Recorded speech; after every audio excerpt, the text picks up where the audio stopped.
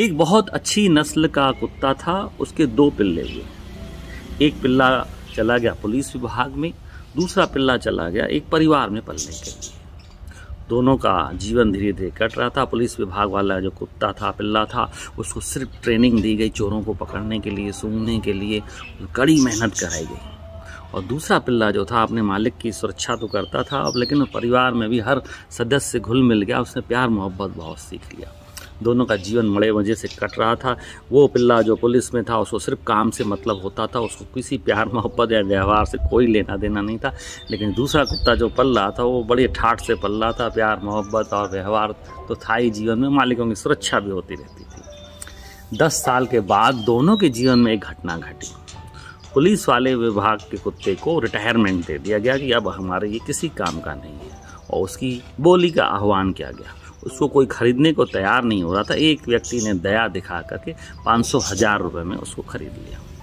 और दूसरा कुत्ता जो घर में पल रहा था वो एक दिन अचानक गुम हो जाता है। मालिक बहुत परेशान होता है, घर वाले सारे उदास हो जाते। एक पेपर में न्यूज़ दी जाती है कि इस हमारे कुत्ते को जो खोज के लाएगा उसको 1 लाख रुपये का इनाम दिया जाएगा। दोस्तों, 10 साल के बाद एक पिल्ले की कीमत आई 1000 रुपये और दूसरे की कीमत आई लाखों रुपये। कारण ये है कि उसने सिर्फ काम किया, उसने कोई व्यवहार नहीं पाला, उससे किसी का भी लगाव नहीं हुआ और उसकी कीमत कौड़ियों में हो गई। जो पिल्ला अपने मालिक का हर प्रकार से ख्याल कर रहा था, हर प्रकार के रंग में उससे रंग जाता था, उसकी कीमत हो गई लाखों। ऐसा ही हमारे साथ इंसानों के साथ होता है। हम भरी जवानी में या हमारा जब बिजनेस होता है, बड़े पदों पे होते हैं, बड़ी जॉब पे होते हैं, बड़ा हमारे पास अहंकार रहता है, सिर्फ काम।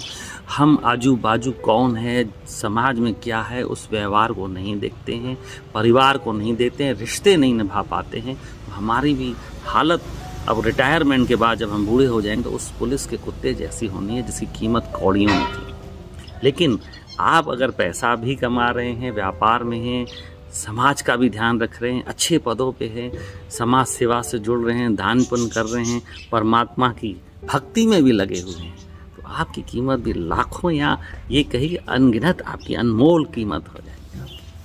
तो जीवन आपके हाथ में, कैसा जीना है। आप अपने जीवन को खुद अनमोल बना सकते हैं या आप अपने जीवन को कौड़ियों के भाव में कर सकते हैं।